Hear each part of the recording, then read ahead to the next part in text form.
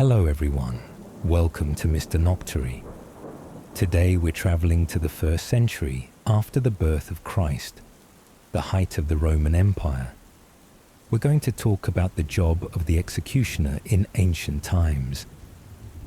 No one says good morning to you. No one calls you sir. You wear a rough leather tunic, tie your axe to your hip, and eat dry bread that's no different than pebbles. Not because you're poor, but because no one sells food to someone who beheads people. They say you serve justice. They say you're the hand of the law. But you know the truth. When there's political unrest, you're the first they use and the first they abandon. Before we begin, if you truly find this a peaceful place to hide at night, hit like and subscribe, but only if you really want to, no pressure. Just like the old tavern rules, you only stay if you need somewhere quiet. And you know what I love most? Reading the comments and seeing where you're from and what time it is.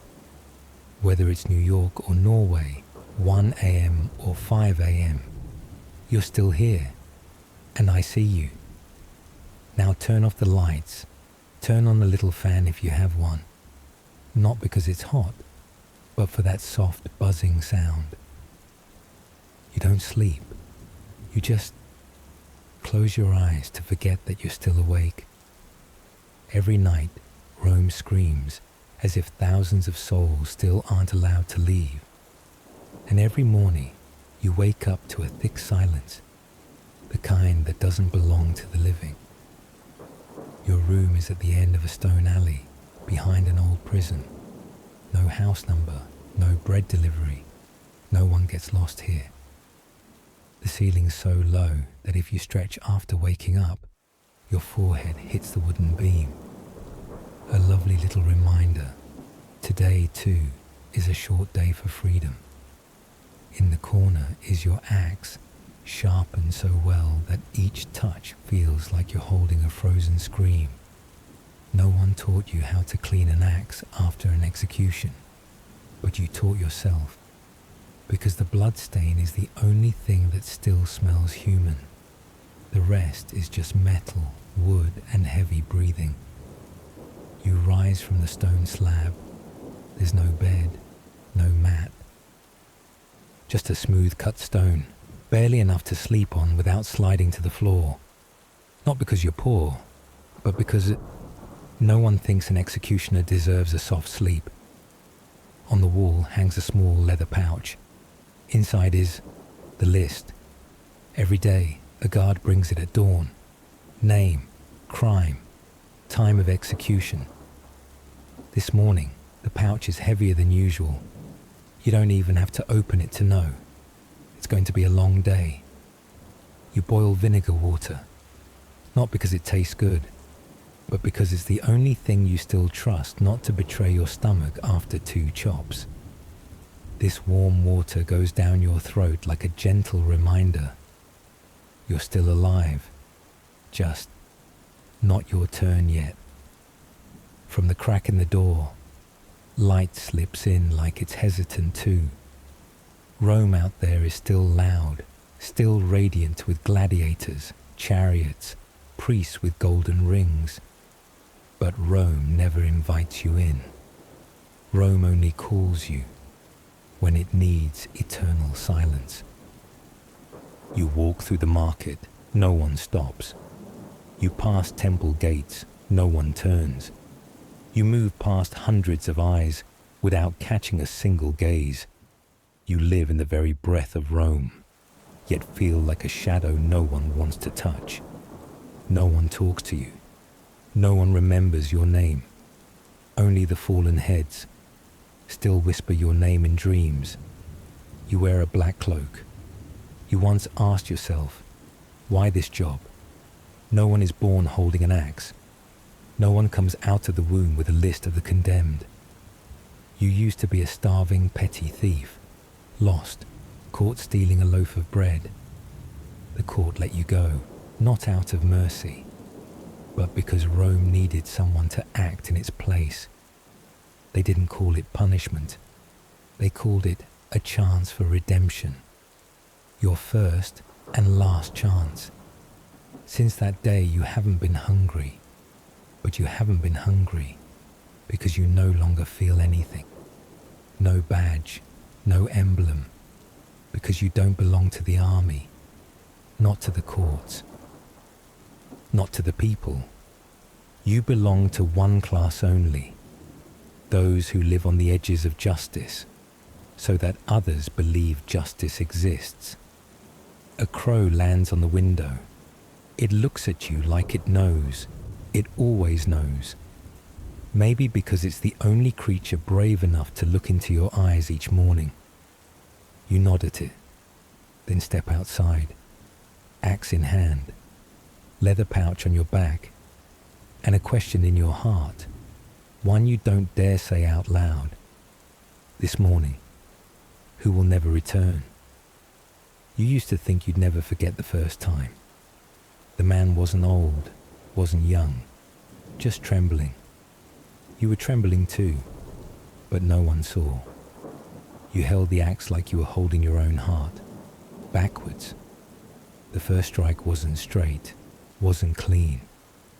You remember his eyes, not blaming, not angry, just as if asking, "Why is your hand shaking?" After that, you threw up beside the wooden platform, and that night, you dreamed you were the one being executed. You thought after the first time, you'd never be able to breathe again, but you did, and you hated that. There are things you have to learn after becoming an executioner, not how to hold the axe, but how to stay silent long enough, at the right moment, legally enough. In Rome, even death had rules, and before you ever touched the axe, the place that decided life and death was a stone table called the tribunalis, its surface as cold as the law, and every morning the magistrate sat there like he was reviewing a list of slaves for sale, name, age, crime, like expired goods.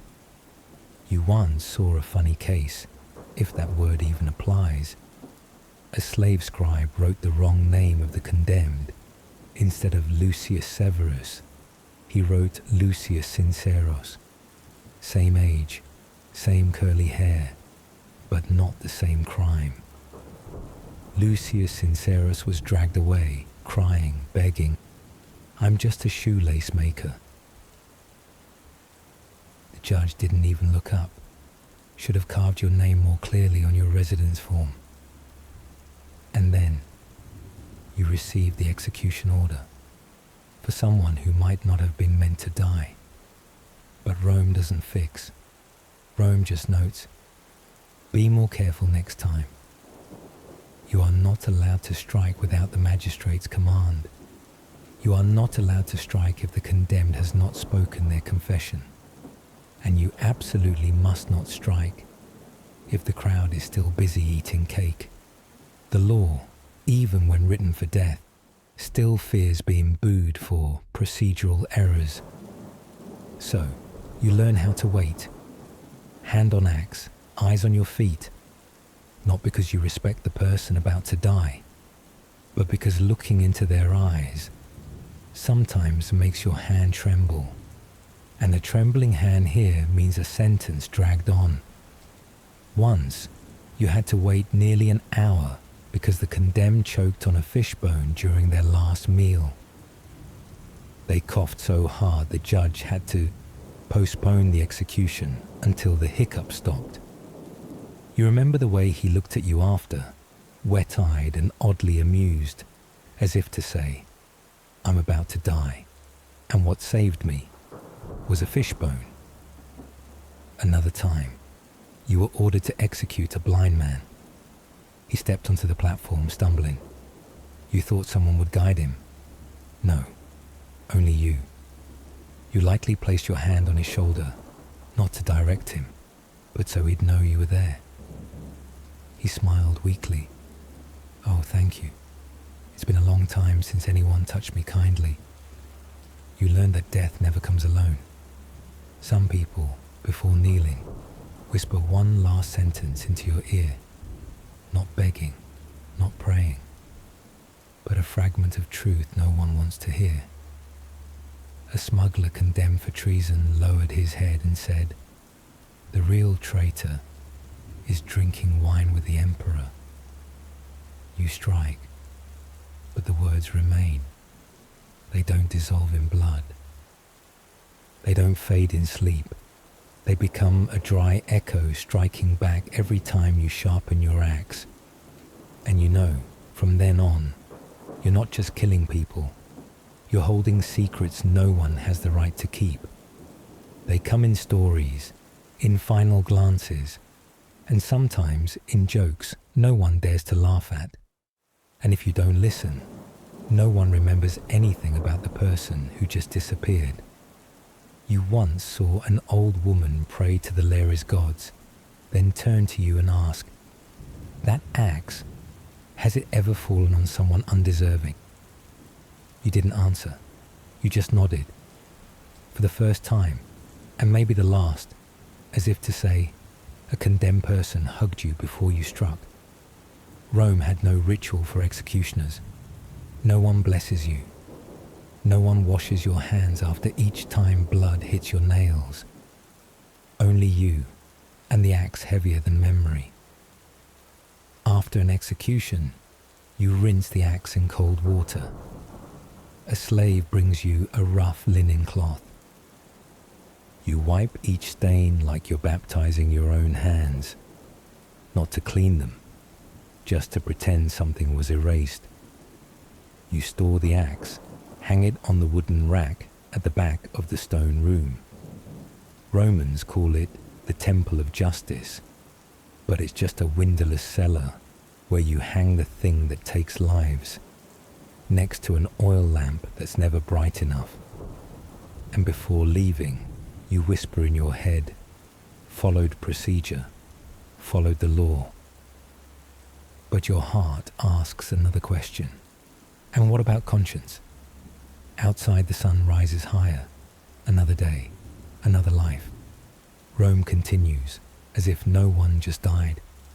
You sit down, listen to the silence fall like ash, and begin preparing for the next death. She was the first you couldn't forget. Also the only one the slave children called Domina of the alphabet, mistress of letters. You once heard the story. She taught them to write the letter A using beans on clay. At night she drew letters on her own stomach with a stick, then wiped it clean before sunrise. One time, a guard caught two children writing her name with flour on the storeroom floor. They were beaten. She was interrogated. She didn't deny it. She only said, "If you're this afraid of letters, maybe letters are stronger than your whips." It wasn't because she was beautiful. It wasn't because she begged. It was because she could write. And that was exactly why she was sentenced. She was a slave in an aristocratic household on Aventine Hill.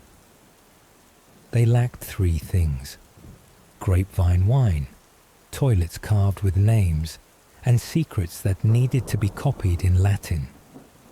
The noblewoman wanted to send love letters to a musician. The girl, because she wrote more beautifully than a lawyer, helped her write them. The first three letters were fine. The fourth one, the husband found out. Not because the letter got exposed, but because the handwriting was too similar to the tax notes he had once hired her to write for his accountant. No trial was needed, because in Rome, a slave was not allowed to know letters. Since Augustus, the law had said, a slave who can read two languages is a double-edged knife. One edge for the master, one edge for the empire.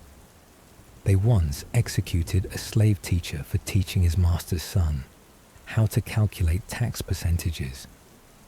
People joked, almost seriously. In Rome, learning to write is more dangerous than learning to stab. Crime of exceeding slave boundaries, they said. No one gave you permission to understand emotions, they said.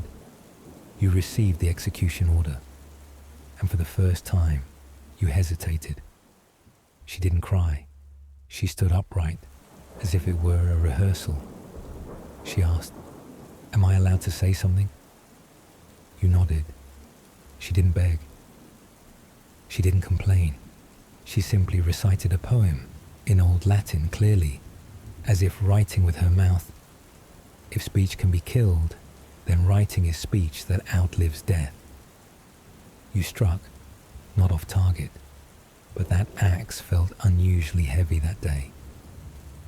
3 days later, you saw a man sweeping the courtyard, carrying an old wooden tablet.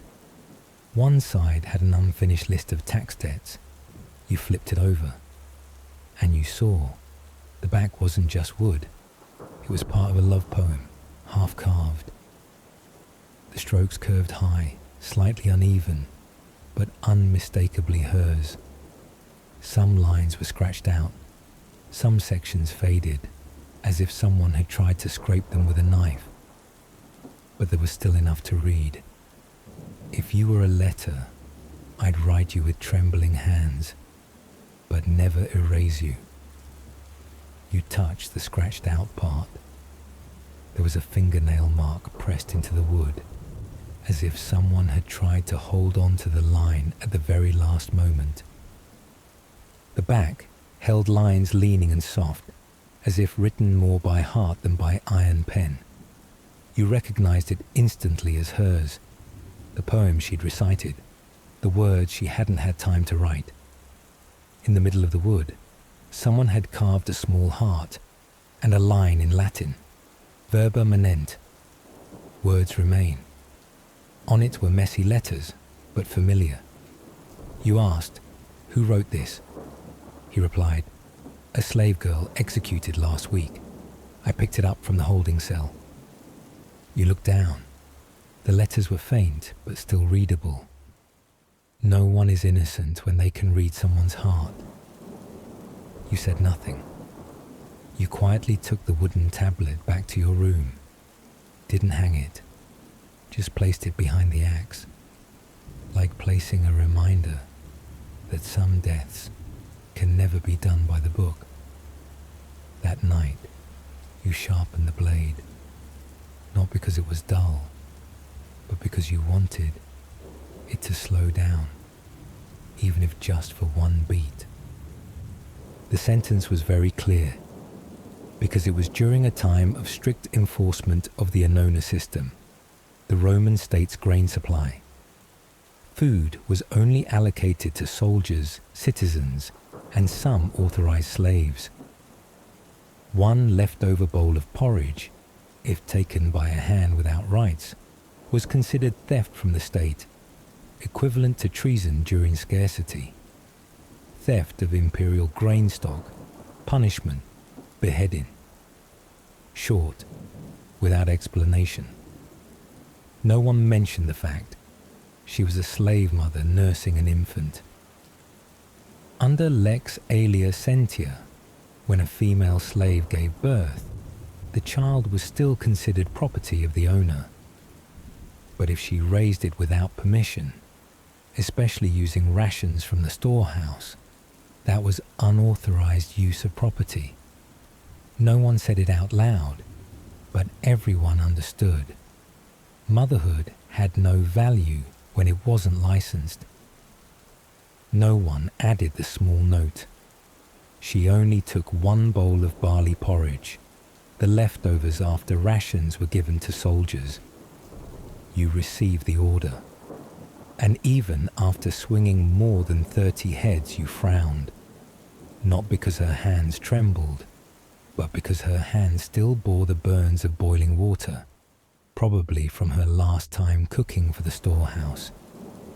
The Annona kitchen used lead pots, retained heat for long, but without a wooden spoon, the cook had to stir with bare hands or wrapped cloth.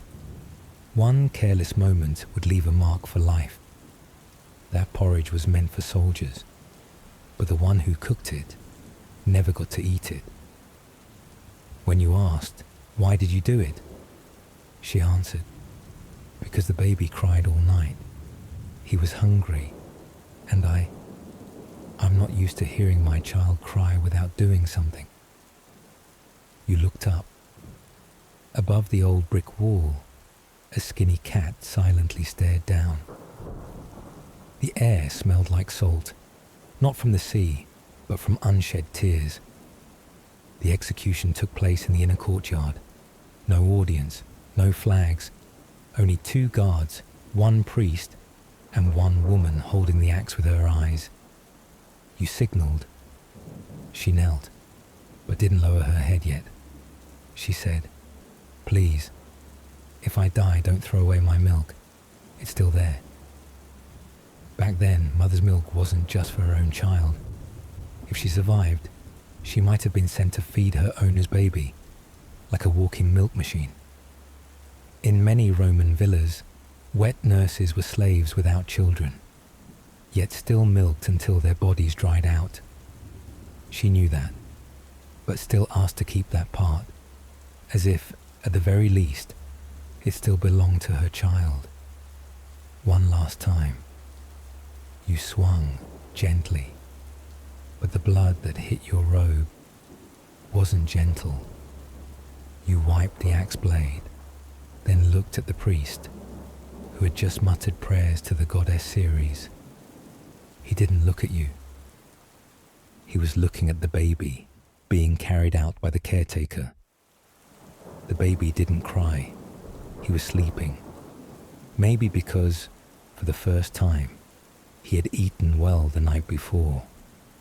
You could never forget her face, not because of beauty, but because she was the first to die for a bowl of porridge, yet beg mercy for mother's milk. He just stood there, no crying, no screaming, just looking at you as if observing a strange creature, something familiar, but not human. You felt that gaze go through the cloth covering your face, through the axe itself, not because he was afraid, but because he was trying to find an explanation for what just happened in a language adults had forbidden him to learn.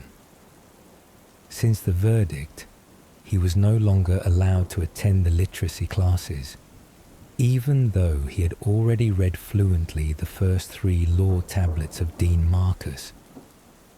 In Rome, education was not a right, but a privilege for the untainted. And now, he had to use his eyes instead of words. A gaze too young to be angry, too old to be naive. The son of the veteran. He came alone, or at least no one stood beside him.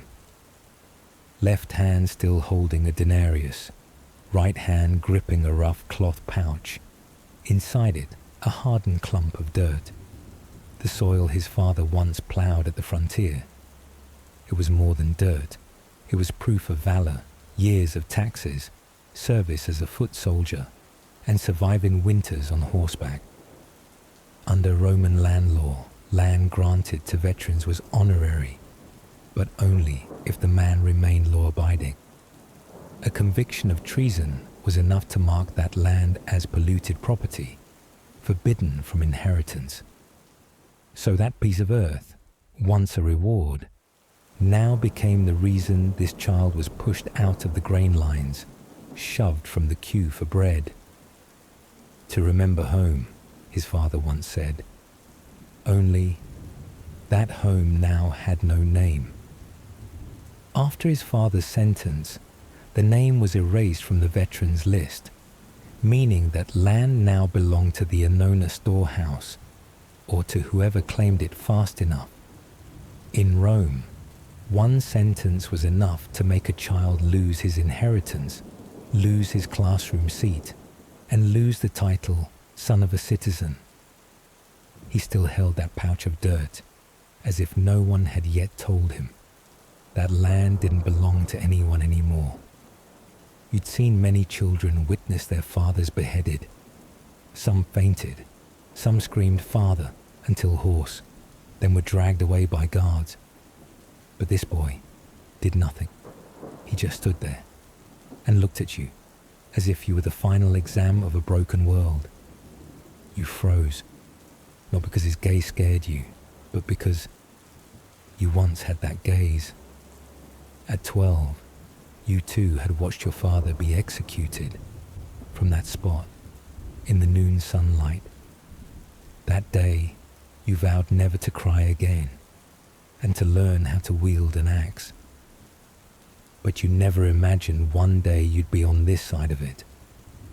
Someone later said, he'll grow up hating everything, hating soldiers, hating executioners. You weren't sure, because that look held no hatred. It looked like someone still unsure whether to believe or stop believing altogether. That night, you wiped the axe blade as usual, but this time, your hand froze. Not because of blood, but because you remembered that look. A look that didn't ask, "Why did my father die?" but asked, "Why didn't you look away?"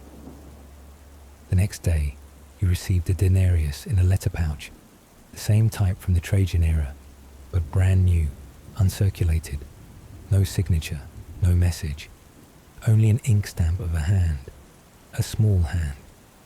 You've kept it ever since, not because it's valuable, but because you know. Next time you meet that gaze, you won't be able to say you were just doing your duty. You go home, if one could still call that dark room home. A room rented by the month, just outside the Porta Escalina gate, far enough that the sound of the axe wouldn't echo back to anyone's household altar. The landlord doesn't ask your name, and you don't hang a nameplate. In Rome, everyone knows. The people living at the end of that street are not to be asked their names. You wash your hands in an iron basin with chipped enamel. You remember once a priest said that after sacrifice, one must wash with goat's milk or sacred ash to cleanse the impurity. You have no ash, no goat's milk. You only have murky water and two hands that can never be clean again. The water stays murky and your fingers still tremble, even after doing this for decades. You wash the denarius in your pocket too, not because it's dirty, but because it makes you feel dirty. Then you place it on the wooden table beside another old coin, one that bore the face of Vespasian. That coin is rare now, not because of its value, but because people no longer want to keep the image of an emperor hated by his own people. You once had a coin with Galba's face, but threw it into the Tiber after a blood-soaked dream. Coins can be silent, but memories are not. That was the first coin you were given after your first execution. 2 coins, 2 eras, but both silent. You tried to sleep, but the smell of ash, blood, and the sound of cracking bones hover around you. Not like nightmares, but like an inventory list. You count. This is the 18th year you've held the axe. Over 100 necks have fallen, but none like today. No child had eyes like that. The next morning, you step out. No one greets you. The vegetable seller turns away. Even the cat runs. A boy spits, not because he knows who you are, but because of a habit learned from adults. In Rome, executioners are considered people not to be looked at on the first day of the month, like an omen. Some small temples hang signs. Avoid the axe bearer on kalends. You haven't stepped into a temple for a long time, not because of belief, but because people don't want you breathing the same air as the gods. You're not angry, you're used to it. An executioner isn't a person. An executioner is a function. It's just that lately, you've started to feel afraid when people say, "That man has no heart," because you're starting to believe it. Once, you tried to enter a tavern. The barkeeper said, We don't serve soldiers. You're not a soldier. We don't serve ex-soldiers. You're not that either. He stared for a while, then said softly, we don't serve people like you. You understood. You left, leaving behind a new denarius, untouched. Maybe he'll never use it, but maybe his child will. That night, you lit an oil lamp, staring at your own shadow on the wall. No sword, no cloak, no axe, just a hunched figure, 2 hands that will never be clean again. You murmured, maybe. No one is born to be an executioner. Then you laughed, softly, like someone who's just lost a game they knew they'd lose from the start. And you wrote your name again, in an old notebook, not for others to remember, but so you wouldn't forget. The next morning, you wake up to the smell of warm wine, cold ash, and a strange dream. In the dream, someone called you by name. Not executioner, not that one, not his kind, but a real name, your name. But you don't remember what it was. You sit up, your back soaked in sweat, cold as midnight rain. The room is the same, stone walls, wind hissing through cracks, and those old denarii resting quietly like drops of memory that can't be spent. You grab your cloak and step outside like someone without a task, and you walk aimlessly until the smell of ripe pomegranate pulls you in. She sits at the corner of the Porta Capena market, patched sleeves, sunlit cheeks. Not beautiful, but her eyes shine like she knows exactly who you are and still isn't afraid. Pomegranates aren't cheap, she says, as you stand still like a statue. You reach into your pocket, not to buy, but to check if you're still a person. You buy one. She doesn't count the coin, just tears the pomegranate open, hands you the other half. In my hometown, she says, they bury the dead with pomegranate seeds so they remember the sweetness of life. You look at the ruby seeds, red as ripe blood, and they feel like the only tender thing left in this city. You look tired, she says. You don't know how to answer. It's been a long time since anyone spoke to you the way people speak to people. You sit on a stone step. She rests her arm on her knee, looks up at the sky as if weighing something, then asks, have you ever seen your name erased? You freeze. You remember. Your name was once erased from the army rolls after a secret execution. No official sentence. Just that after that night, your file was marked with 3 slashes and an X. No one read your name on memorial stones anymore. No one dared speak it when offering the ritual cakes. At a small shrine near Sabura, where the nameless pass through, someone once placed a slab that read faintly, the one who did what was necessary. She tells you about her father, a stonecutter. He died while carving a grave marker for a prisoner whose charges were unknown. That stone had no name, just the line, the one who once existed. You look at the pomegranate, each seed like a drop of clotted blood. You suddenly remember, once as a child, your mother said, if you do wrong someday, you still have the right to a name. But you tore that right apart long ago, the day you first raised the axe. The pomegranate girl stands up. Thank you, she says. You're surprised. For what? For not asking anything. You sit alone for a long time after. At a corner of the market, an old man holds a string of dried pomegranate seeds, murmuring old names like he's summoning ghosts.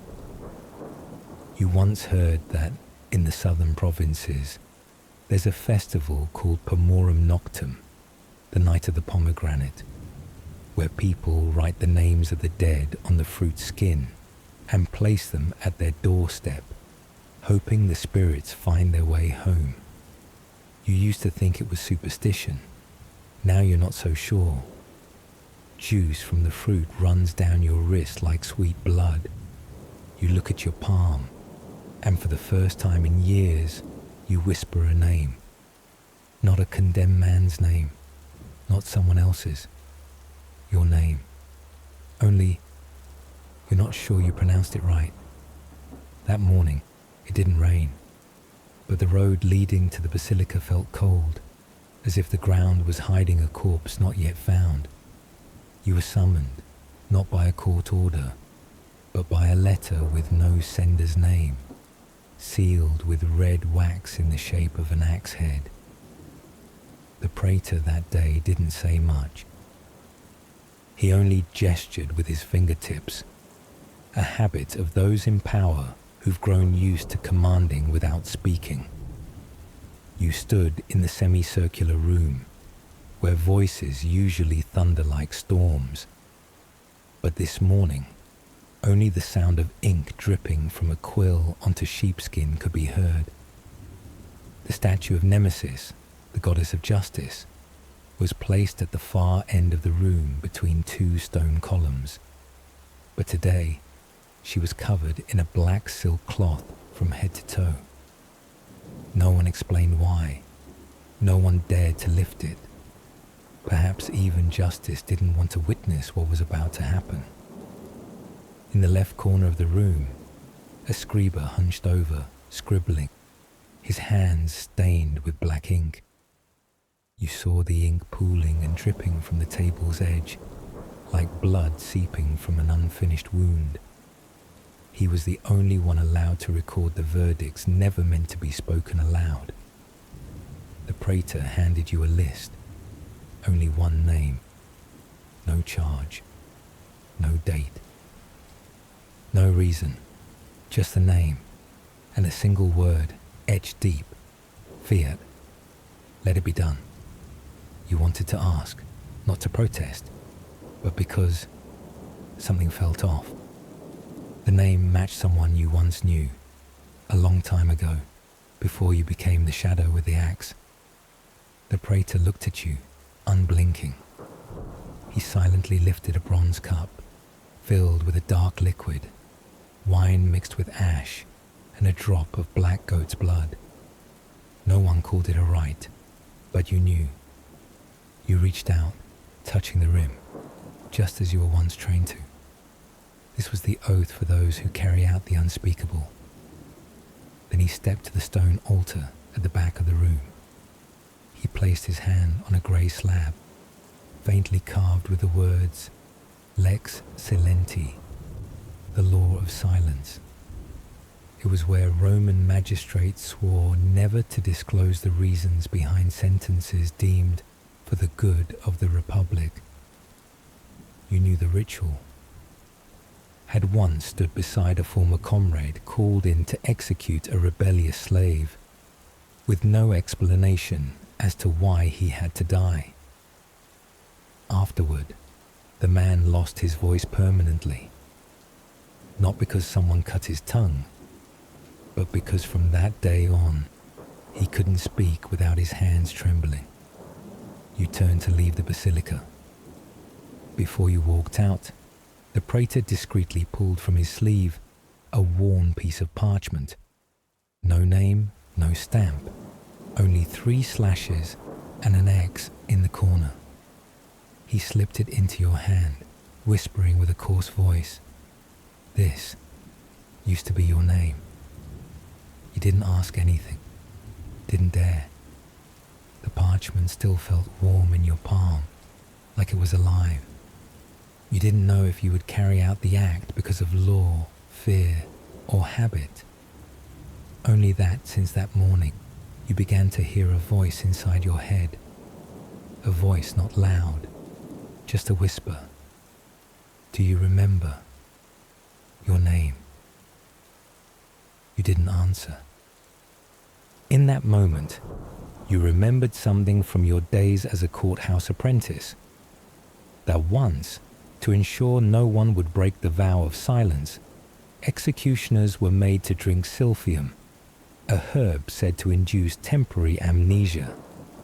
No one knew if it truly worked, but everyone knew. If you still remembered, you must not speak, because you began to fear that once you start talking, you might never stop.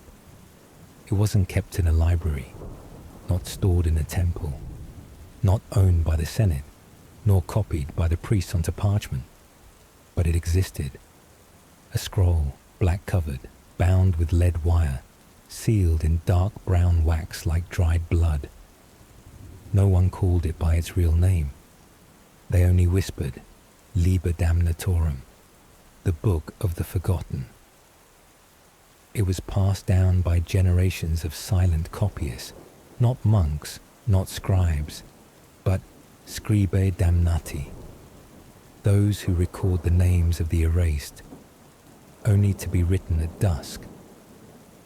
Ink made from the ashes of destroyed documents and black goat blood. Beside the statue of Janus, god of doorways and endings, you discovered it one nearly dark afternoon while cleaning the old courthouse storage. Amid cracked wax tablets and numbered bone fragments, it sat as if it had been waiting for you for a very long time. Your fingers trembled touching its cover, not from fear, but from familiarity. A part of you had turned its pages before. Another part had been trying to forget. The first page held no writing, only the seal of the secret council, 3 interlocked circles and a reversed axe.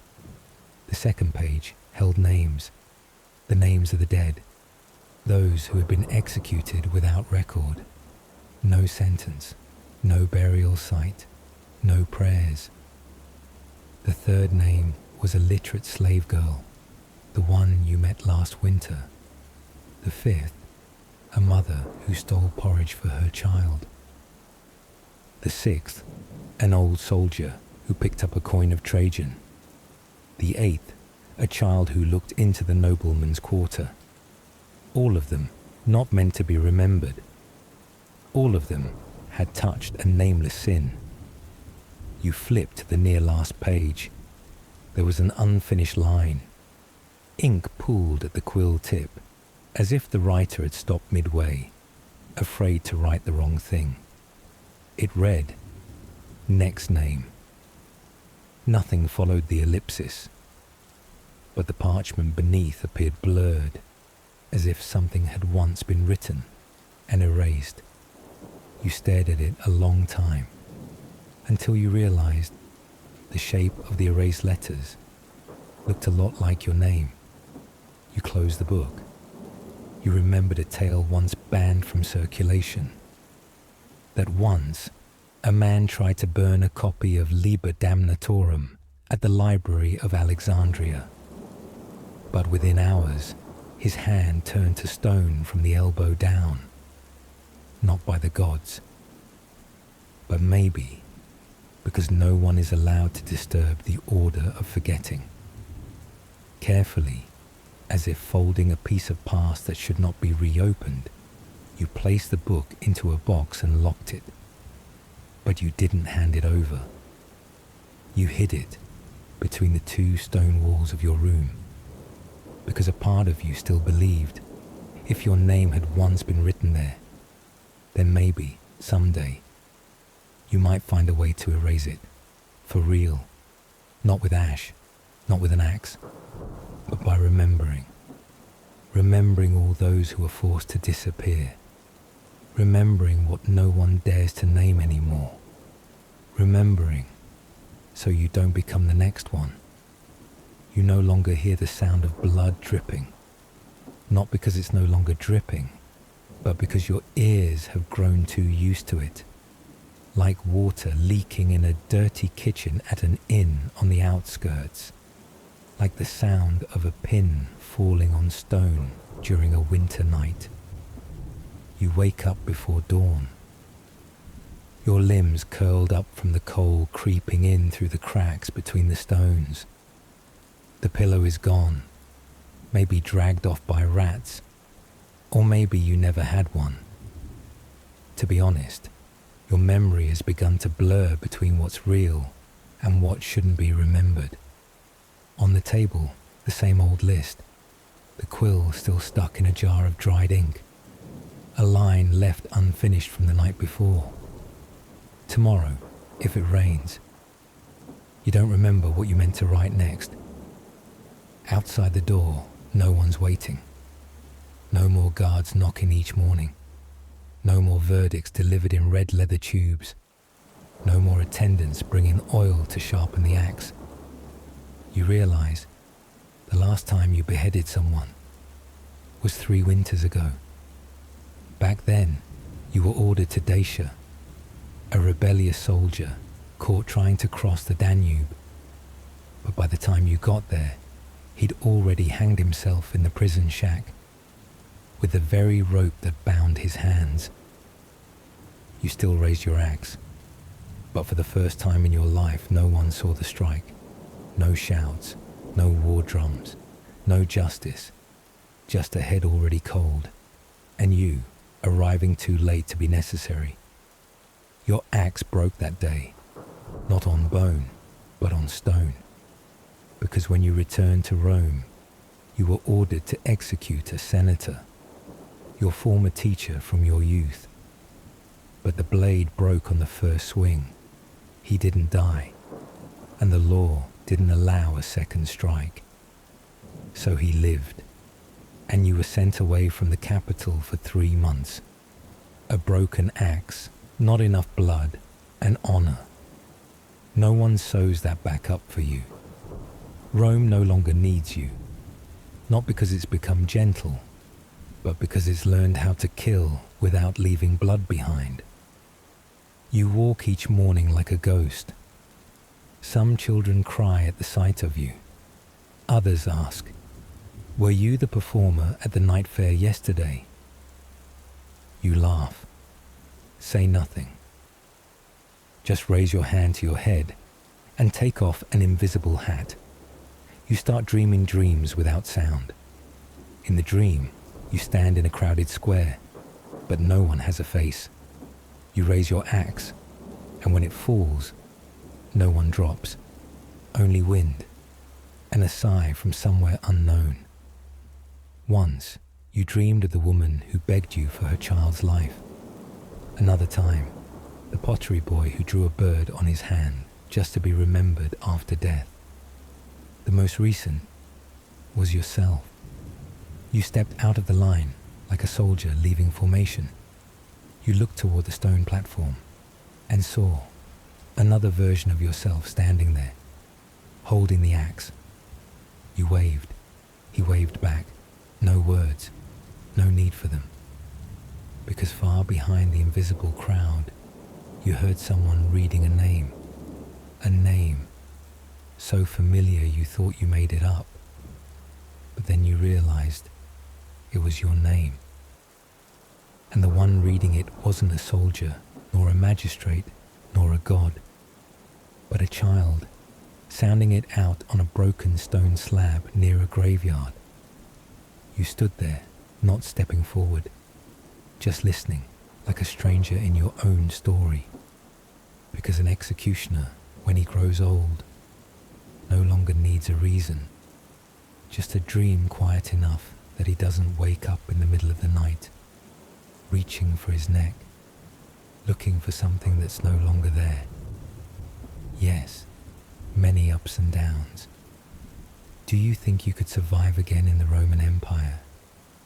Let me know in the comments below, or tell me where we should go next. Your suggestion might become a deblocked episode in the future. Are you curious if you could survive in Egypt, Greece, or other ancient times? Watch this video. There were so many diseases and other dangers people had to face. Oddly enough, many of those dangers came from something that, in a lot of ways, allowed life to flourish. As always, my name is Blocko. This has been Life Noggin. Don't forget to keep on thinking.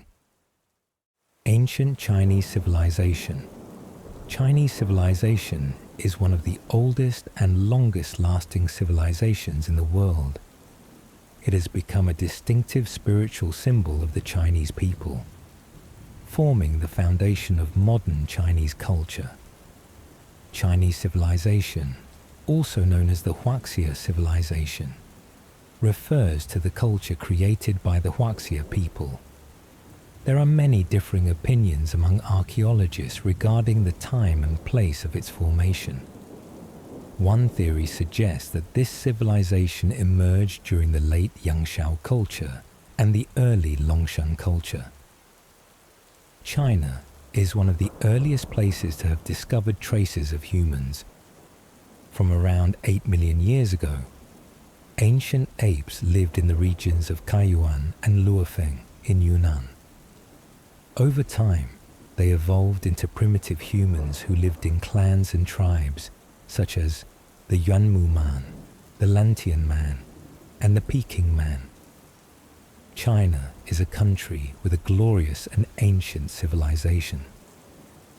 Since the emergence of civilization, China has gone through many dynasties, such as Xia, Shang, Western Zhou, Qin, Han, Three Kingdoms, Tang, Song, Yuan, and Qing. Each dynasty had its own way of ruling, creating different values on the historical stage. The Chinese people are unyielding and resilient. They possess a progressive spirit and exceptional intelligence. They have built a splendid material and spiritual civilization. From this, China today has a strong foundation for rapid development. When history didn't yet have a name, but people had already died from floods. If you lived around the year 2100, before our time, in the lower basin of the Yellow River, then condolences. You were just chosen to begin a civilization. No monuments, no myths of gods riding dragons descending from the sky. Only water and mud, and the sound of people screaming when floods came at midnight. Ancient Chinese civilization did not start with triumph. It began with an unavoidable disaster, the periodic flooding of the Yellow River, the river known as the Yellow Pain. The Xia dynasty, memory of an empire no one dares to confirm. Official Chinese history records the Xia dynasty as the first dynasty, founded by Yu the Great, the man legend calls the king who tamed the waters. But strangely, there is no clear archaeological evidence for the Xia dynasty. Modern historians raise a major question. Was the Xia dynasty real, or just a tale created by the Zhou dynasty to justify usurping the Shang? Whether real or myth, Yu the Great still became a symbol. Not because he had magic, but because he didn't stop the water, he guided it. In legend, Yu the Great traveled across the 9 provinces of the Central Plain to channel the flow of water for 13 years without returning home, even when his wife gave birth to their first son. The people remember his name not for his constructions, but because he was the first to wade through the mud before his people did. Some say a golden dragon helped him dig rivers. Some say he died in the heart of the flood, dissolved into the earth so the waters would no longer drown the plains. Every version of the story says one thing. To govern water, you must first understand what water fears and what people need to rise from that fear. He did not fight nature. He negotiated with it, a philosophy that, for 4,000 years, the Chinese would continue to use to govern the nation. A king is the one who dares step into the mud first. If not, the people will not follow. He did not fight nature. He negotiated with it, a philosophy that, for 4,000 years, the Chinese would continue to use to govern the nation. A king is the one who dares step into the mud first. If not, the people will not follow. The Shang dynasty, when writing was created not to tell stories, but to ask the gods. Around the year 1600, before our time, the Shang dynasty emerged, not through military might, but through social structure and strange thinking. Here, every important decision had to be made by asking the gods through animal bones. You didn't decide your wedding day. You didn't choose your planting day. You didn't go hunting if. The turtle shell said no. They called it oracle bone script, characters carved on turtle shells and ox bones, then heated to create cracks, and fate deciphered through those lines. Thousands of bones recorded very human questions. Will it rain tomorrow? Will the queen consort bear a son? Were the ancestors pleased with last week's offering? Should the traitor be executed? Shang society, where the souls of the dead held more power than the living. To the Shang people, ancestors did not die. They became sacred beings, capable of granting blessings or curses. The Shang king, therefore, was not only head of the government, but also the interpreter of the ancestors' will. Politics was religion, religion was ritual, and ritual was law. An empire run on the smell of blood from human sacrifice and black ink from the first written characters. Cities and architecture, when clay took the shape of power, and Yinshu, now known as Anyang, the capital of the Shang dynasty, archaeologists found complex tombs, palaces, bronze weapons, and traces of mass human sacrifice. Not just men, women, children, prisoners, all could become offerings. In one tomb, several dozen bodies were found buried with a nobleman, not because they died with him, but because they were chosen to go with him to the afterlife. Meaning, working for the boss even after the boss was dead. A labor contract that couldn't be refused. Bonus, the woman with a sword, Fu Hao, and the counterstrike of noble women. In a tomb excavated in 1976, no king was found, but a woman. Her name was Fu Hao, wife of King Wu Ding, but also a high priestess and military general who led over 13 military campaigns. Her tomb contained full weaponry, jade artifacts, bronze ceremonial items, and notably, no one was buried alive with her. One of the rare tombs where the dead didn't have to drag the living with them. That shows that, at least at one point, noble women in the Shang dynasty were not just wives, but commanders, diplomats, ritual leaders, and names remembered in history. She did not go with her husband. She was buried alone, in her own tomb, with her own blade. If Shang power was built in clay, then her name was one of the few carved into stone. The peak and the fall, when ritual wasn't enough to save the people's hearts. The Shang dynasty did not collapse because of war. They fell because they lost the people's hearts and the mandate of heaven. At the end of the dynasty, King Zhou became infamous for cruelty and extravagance, building jade palaces, ordering hundreds to die for the pleasure of concubine Daji. The people were starving, the land was dry, and belief in heaven slowly disappeared. Bonus, Daji, legend, fear, and a lesson in punished power. In later legends, Daji, King Zhou's concubine, became the symbol of corruption.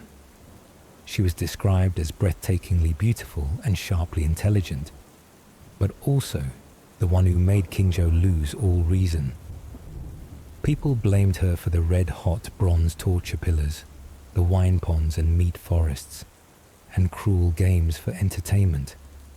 But was she truly that powerful? Or just the final scapegoat history needed to explain the fall of an empire?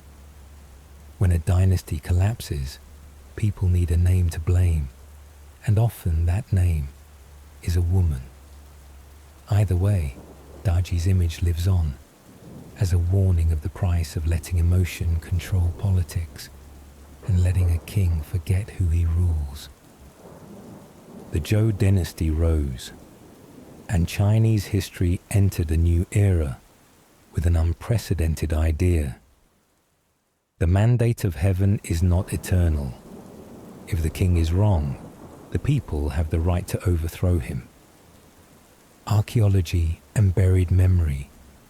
When the earth reveals what books don't dare say, most of what we know about the Jia and Shang dynasties comes from layers of mud several meters deep. Since 1959, excavations at the Elitu site in Henan have made historians more cautious with the word myth. There, palaces were discovered, north-south main roads, bronze foundries, and even human sacrificial bones. Many believe Elitu was the capital at the end of the Jia, or the beginning of the Shang, or perhaps even proof the Jia really existed. But history does not give us a clear film reel. Only shattered pottery, burnt ash, and someone's trembling hand scratching symbols into turtle shells. Archaeology doesn't say, "This is the truth." It says, someone lived here, loved, feared, believed in something. And because of that, we begin to call this place history. Chinese history didn't begin with light, but with bones, blood, and a fear called flood. No glamorous legends, no gods riding clouds. Only people, muddy, trembling, trying to understand the universe with a chicken bone and a few shaky carvings.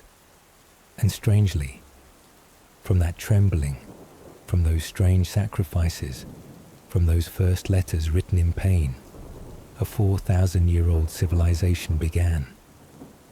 If the Shang were the voice of the ancestors, then the Zhou were the voice of order.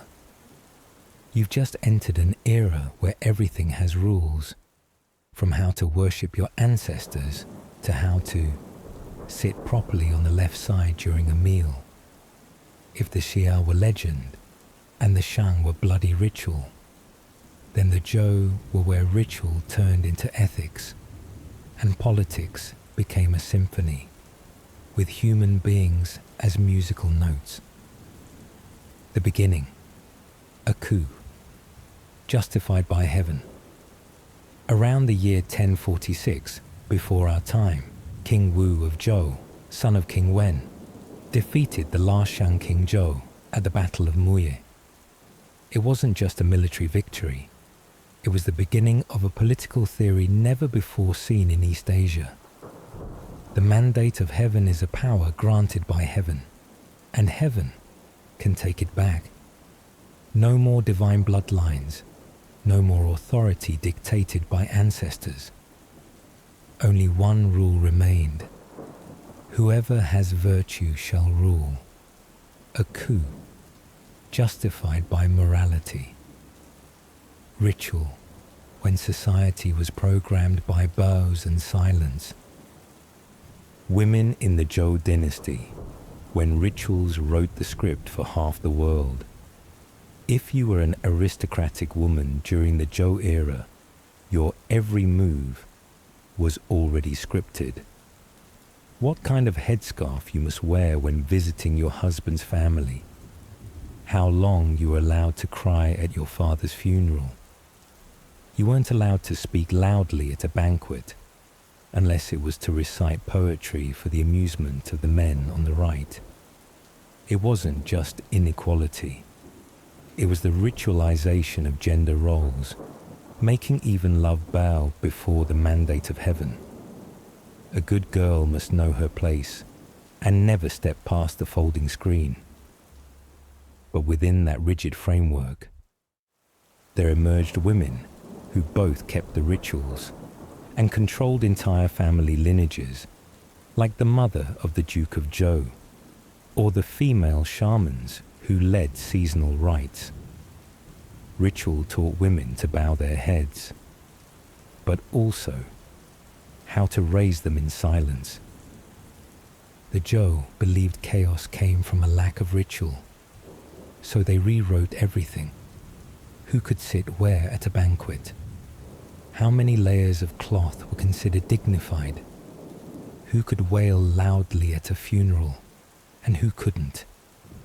Every action, from pouring wine to bowing low, carried meaning, not because it was beautiful, but because it represented one's position and virtue. Ritual isn't meant to prevent crime. It's meant to prevent people from thinking they have the right to commit one. The Book of Songs, the Book of Rites, the Book of Changes, when books became a spiritual constitution.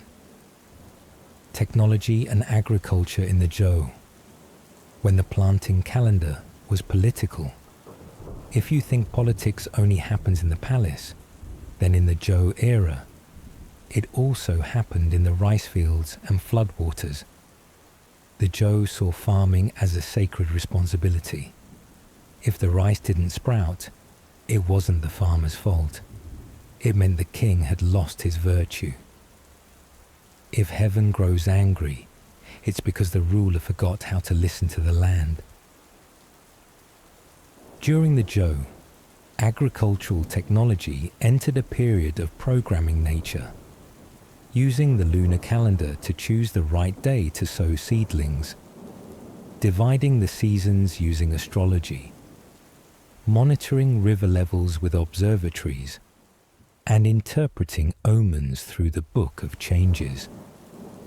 Regions like Shanxi and Henan gradually developed irrigation systems and agricultural festivals. The sowing ceremony, the harvest festival, even the thank you for the rain ceremony, all were organized as national rituals.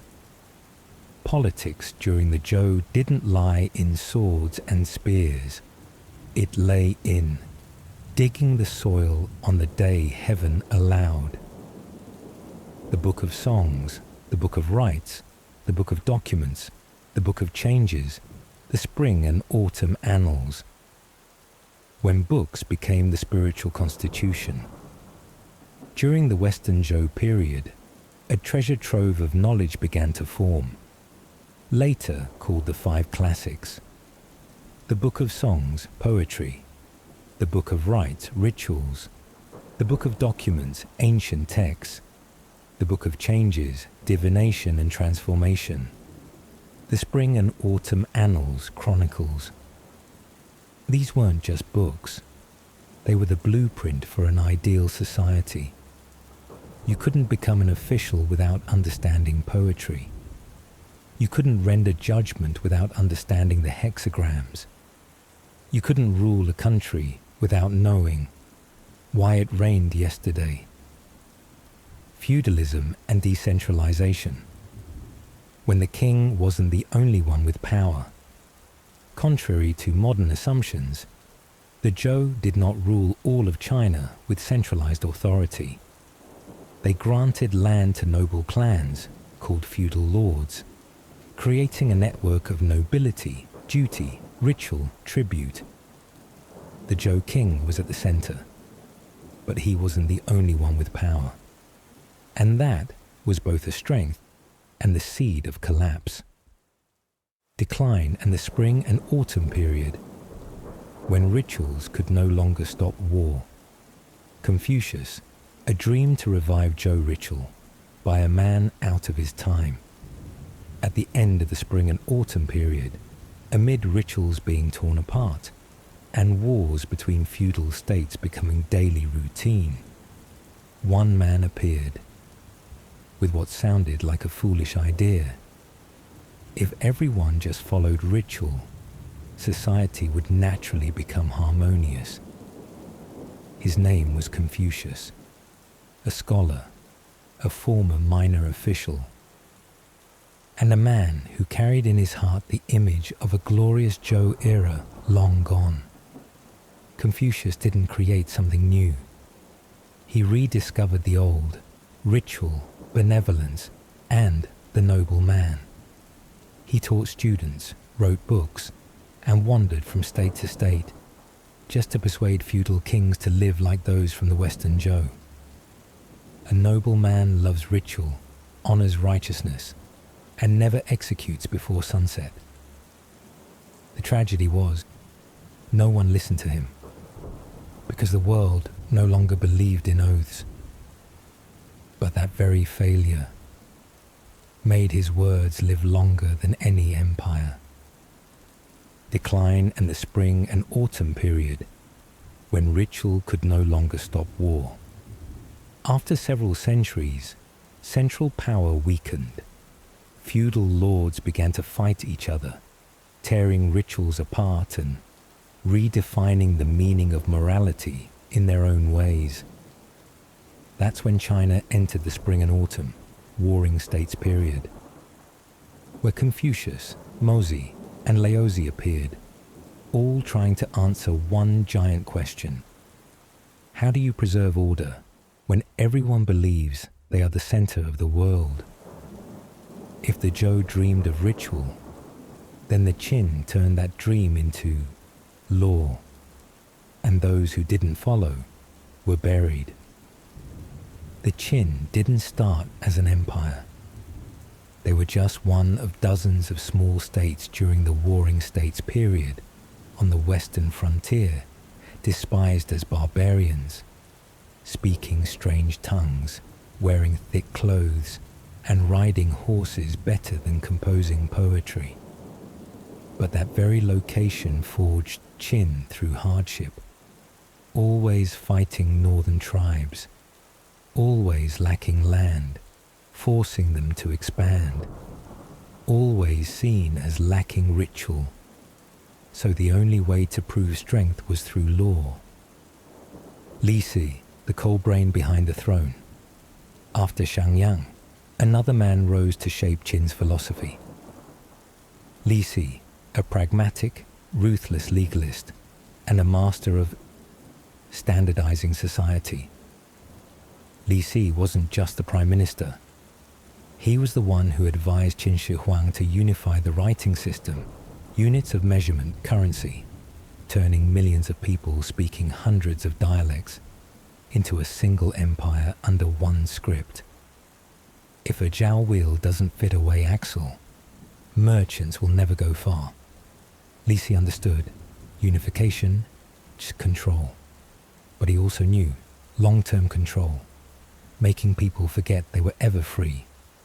The tragedy, in the end, he too became a victim of the system he built, framed by Zhao Gao, executed, his clan wiped out, a brilliant mind destroyed by a master of manufactured rumors. If Confucius believed in benevolence, then Shangyang, the great legalist of Qin, believed in sticks and numbers. He enforced harsh laws, reporting family members, rewarded with gold, farming well, promoted, non-compliance, executed, even nobles. There are no good people, only people who fear the law. Under his rule, Qin became the first state to abolish hereditary nobility, redistribute land, reward based on ability. The result, a disciplined army calculating farmers, and a country that ran like a machine. In the year 221, before our time, Qin unified all of China. Its ruler, Yingzheng, declared himself Qin Shi Huang, the first emperor. He did things no one had done before. Unified writing, currency, axle length, built the Great Wall by connecting old walls, forced the people to build Epang Palace and a tomb guarded by terracotta soldiers. But along with unification came control, book burnings, scholars buried alive, outlawing all thought outside the law. A new empire needs a new memory, and the old memory must be erased. Fusu, the heir who wasn't allowed to live. Among Qin Shi Huang's sons, Fusu, the eldest, was expected to succeed him. He studied Confucianism, was stationed in the north with the great General Meng Tian, and was known for being a commander with both skill and compassion. An empire of steel, but an heir with a human heart. When Qin Shi Huang died during an inspection tour, the eunuch Zhao Gao secretly hid his death, then collaborated with the younger son, Hu Hai, to forge a decree ordering Fusu to commit suicide. Fusu obeyed without question, and with a single assassination by silk decree, Qin lost its only chance to transition from tyranny to virtue. A bloodless death, but a death that crushed all hope. The tomb of Qin Shi Huang, when death needed its own army. If you think power ends when you close your eyes, Qin Shi Huang would rise from his tomb just to laugh at you. His tomb is an underground city, the size of 70 football fields. Beneath it lies a miniature model of the entire empire, rivers of mercury, scaled-down palaces, and 8,000 terracotta warriors standing guard. No one shall be buried with me, but all must guard the dream I never finished living. In 1974, a group of farmers digging a well in Xi'an accidentally discovered the terracotta warriors. Since then, archaeology has revealed a world few dared imagine. There are statues of soldiers, horses, chariots, generals, artisans. Every face is unique, believed to be modeled on real people. The central tomb remains unexcavated due to the dangers of mercury and buried traps. An emperor still rules in the shadows. Qin built an empire with blood and bones, but never learned to build trust. People starved. Officials were corrupt. Laws were strict but unjust. And just 15 years later, the Qin dynasty collapsed. But even in its brevity, Qin left behind a model of centralized authoritarian government, a legal system that replaced hereditary rule, a lesson. Anything built on fear will fall because of resentment. If the Qin unified through steel, then the Han ruled through ideals. In 206, before our time, just 2 years after the Qin collapsed, the world plunged into chaos. And amidst dust and fire, a rustic man named Liu Bang, holding the humble post of village constable, rose up. He had no nobility, no bloodline, only luck and a silver tongue. Liu Bang defeated Xiang Yu, a noble warlord with heroic flair but no vision for governance, and founded the Han dynasty. From a fugitive, he became Emperor Gaozu of Han, and began a 400-year era where China was not only ruled, but redefined through scholarship. If Liu Bang founded the Han with the people's strength, then Ban Chao expanded it westward with the will not to die at home. To live with honor, one should not return empty-handed. Ban Chao once worked as a copyist, earning a living by writing. One day, he threw down his brush and said, "How can a man linger forever with a pen?"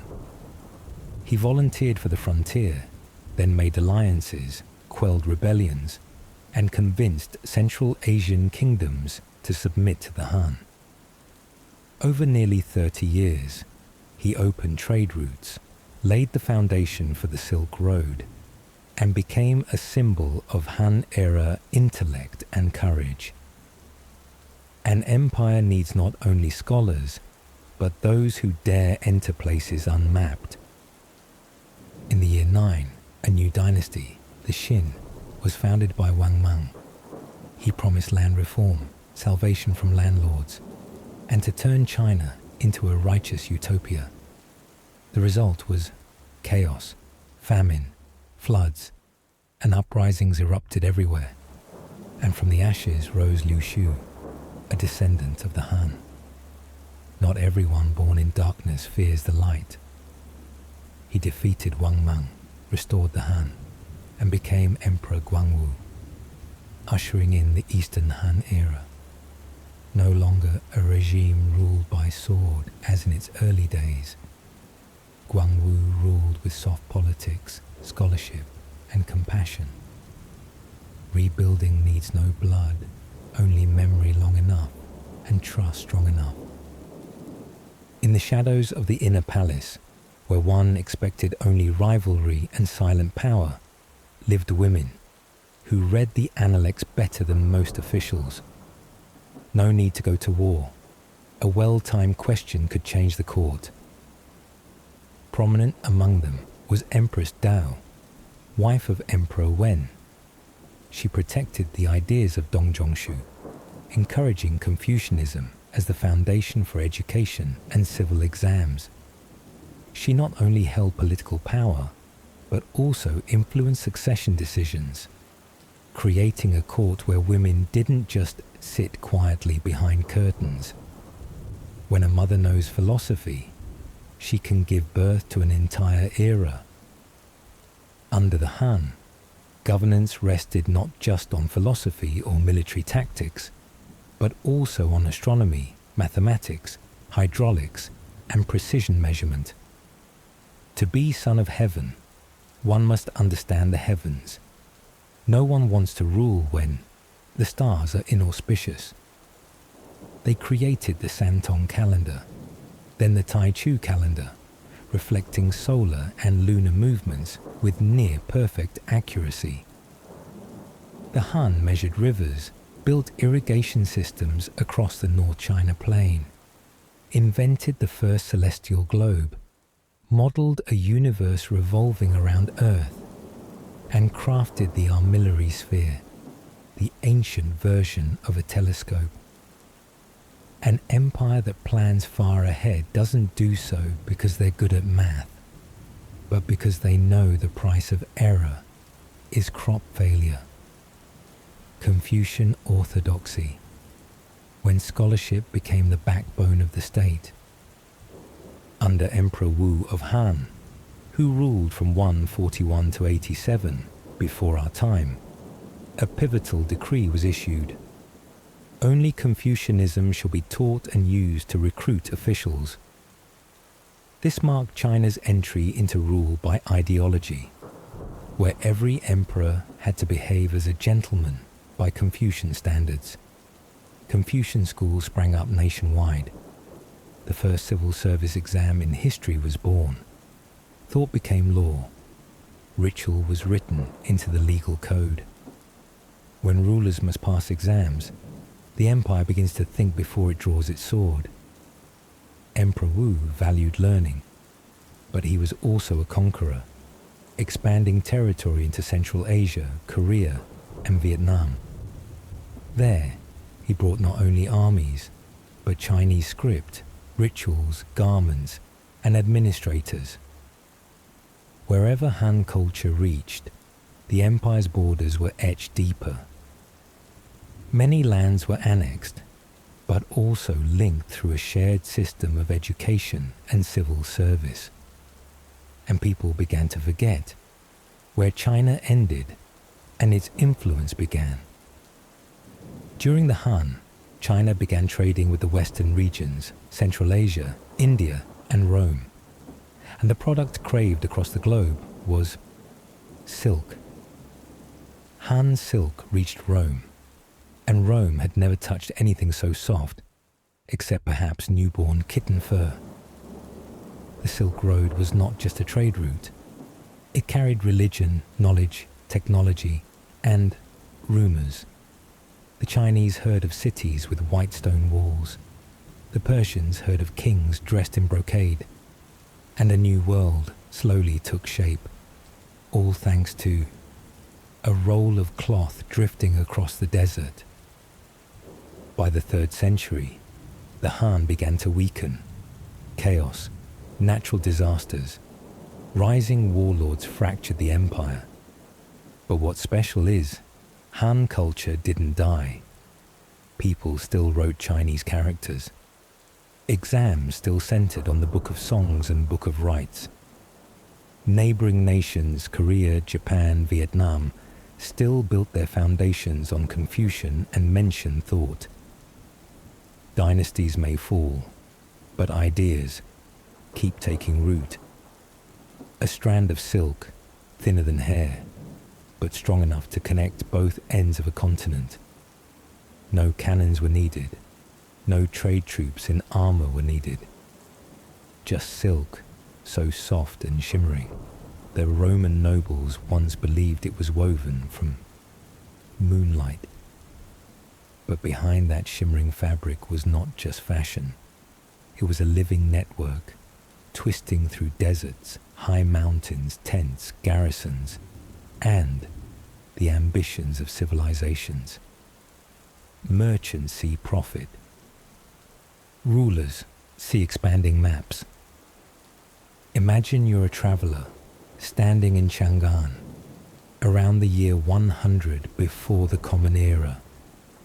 Ahead of you is a journey thousands of kilometers long, crossing the Taklamakan Desert, braving the soul-blowing winds of the Tian Shan Mountains, passing through oases like Khotan, Dunhuang, Kashgar, then veering toward Persia, the Middle East, and even the Mediterranean. No GPS, just a turtle compass, skinny camels, and old footprints, half erased by wind.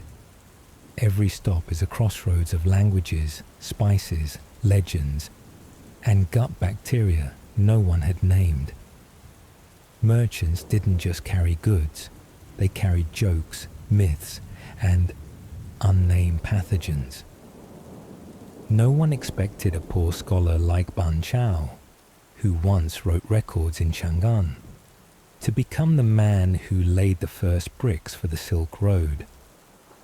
When he slammed his brush down on the table, he said, "How can a man live his whole life under the shade of a tiled roof?" And he truly didn't. He went to the frontier, negotiated, lured, threatened, and allied, to make each Western tribe submit tribute to the Han. Not just silk, he brought back fine horses, gemstones, archery techniques, and rumors of a distant empire called Dakin, Rome. Because sometimes empires expand not by swords, but by curiosity. No one called it globalization, but clearly, since the 2nd century before the Common Era, China was no longer just a solitary celestial empire. Buddhism from India followed monks over the Kunlun Mountains, entering Chinese hearts through the western regions. Glass blowing from Persia entered workshops in Changsha. Chinese Confucianism traveled with merchants to Korea, Vietnam, and Japan, copied, then remixed like an academic remix. At each rest stop, among camel calls and campfires, strange conversations often arose. Between a curly-haired monk from the Ganges, a Han Taoist in blue robes, and a Muslim merchant fluent in 5 languages. They didn't always understand each other, but they shared one pot of soup, prayed each in their own way, and exchanged both life philosophies and lamb marinade recipes. Every map is a small collision between pride and curiosity. History records emperors, generals, merchants, but forgets the silk weavers. No one mentions the girls in Sichuan, sitting by looms, weaving until their hands bled. So each silk piece was born, as thin as breath, so beautiful it was buried with pharaohs. No one mentions the women brokers at the oases, fluent in 7 languages, reading customer minds like reading market prices. Not everyone crossed the desert on a camel. Some walked with words, skill, and a gaze that made men open their wallets too fast. The Silk Road was a place where women were both forgotten and pivotal links. They were the ones who sent letters, translated sutras, passed messages along the border, married strategically, forging tribal alliances with a nod in a loveless wedding, nurtured merchants at rest, then sent them off without a trace. They're not drawn on maps, but without them, those maps are just blank paper. The Chinese called the Roman Empire Dakin. Rumors of a white-skinned emperor wearing a golden crown, living in a city built of marble. It sounded like a fairy tale. Rome, on its part, didn't know what China was. They only knew of a precious fabric, light as mist, cool as a freshly bathed lover's skin, and they consumed it so much the Senate had to ban it for making men soft. No one can control a border when what crosses is desire. China was never dissolved, but they weren't closed either. They kept Chinese script, but accepted Sanskrit transliterations to translate sutras. They kept Confucianism, but also worshipped bodhisattvas and used Persian astronomical calendars. They protected borders, but checkpoints had curry stoves, Xinjiang-style tea stalls, and Turkish-style folding tents. Strong identity isn't pure identity. It's identity, wide enough to survive. No road lives forever if war and chaos eat away both ends. By the 3rd century, the Han collapsed. The western regions fell into chaos, and the Roman Empire entered its dark age. Camels stopped walking. The once busy oases now only had wind and sand. Fortresses turned into ruins, and silk, once a bridge, became a useless luxury in times of famine. But the strange thing is, culture didn't die.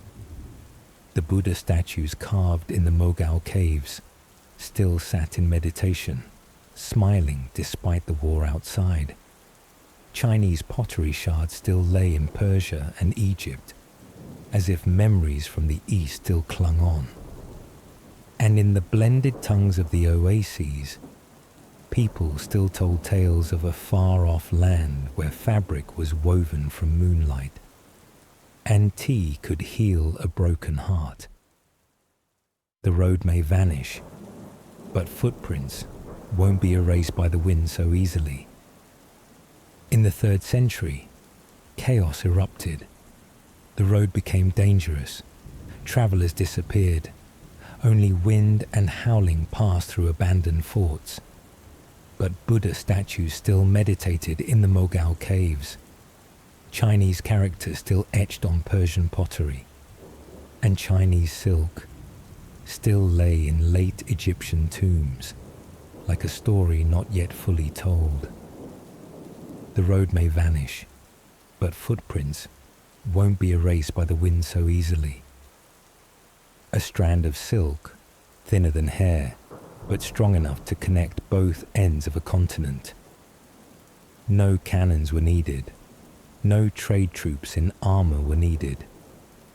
Just silk, so soft and shimmering that Roman nobles once believed it was woven from moonlight.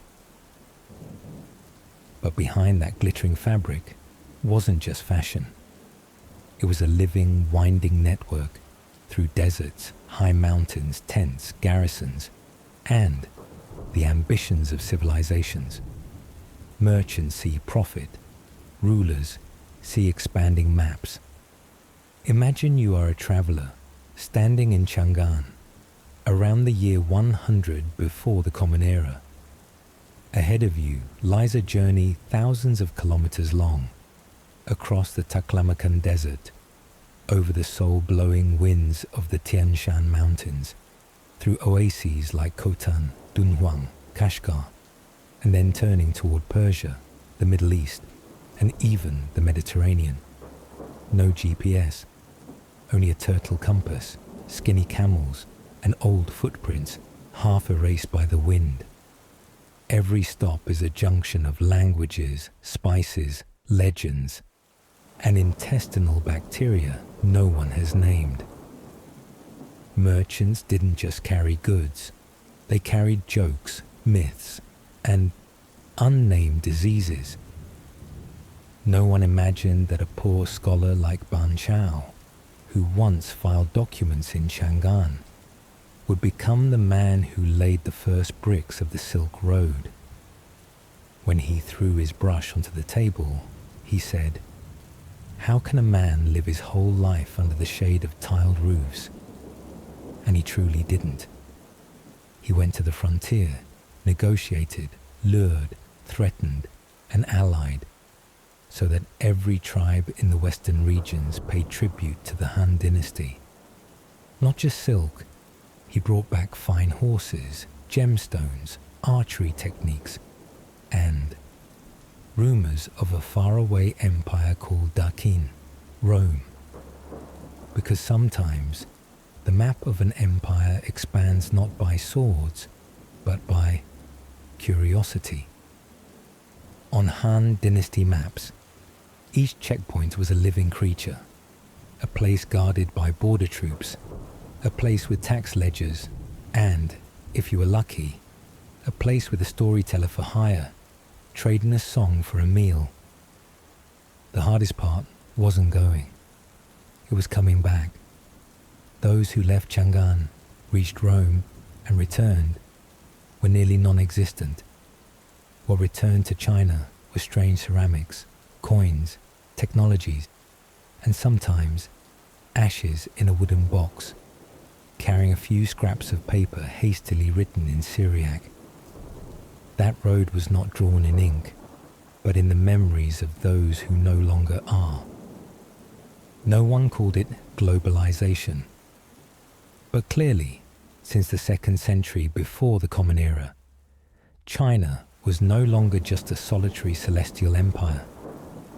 Buddhism from India followed monks up the Kunlun Mountains, entering Chinese hearts through the western regions. Glass-blowing techniques from Persia spread into workshops in Changsha. Chinese Confucianism traveled with merchant caravans to Korea, Vietnam, and Japan, where it was copied, then mutated like an academic remix. In official historical texts, the names of border gatekeepers, roadside water vendors, or those who bore the cost of failed trades rarely appear. But it was they, the ones with no transaction codes in history, who kept the road warm with human breath. There was a Hu girl who made black bean porridge by the well every morning. No one remembers her name, but merchants passing through all recalled that smell, like a blessing of luck. There was a healer from Gandhara who brought with him Ayurvedic knowledge, stopped in Dunhuang, and left behind hundreds of ancient prescriptions, never signed. The Silk Road wasn't just a place of commerce. It was where the nameless left silent legacies. History often mentions envoys, generals, and mail trade caravans. But the nuns, the weavers, the nomadic physicians, and even the girls sold into slavery along this route were the invisible links connecting civilizations. There are murals in the Mogao caves depicting the goddess Tara and Central Asian dancers, showing that women weren't just present, but were symbols of transition between spiritual worlds. And there are wooden boxes painted with curly-haired female merchants holding weighing scales from Sogdia, buried alongside Taoist charms in the Gansu region. They were not carved into stone tablets, but they were present in every silk thread, in every note of fragrance in the spices, and in lullabies no one ever recorded. Ending.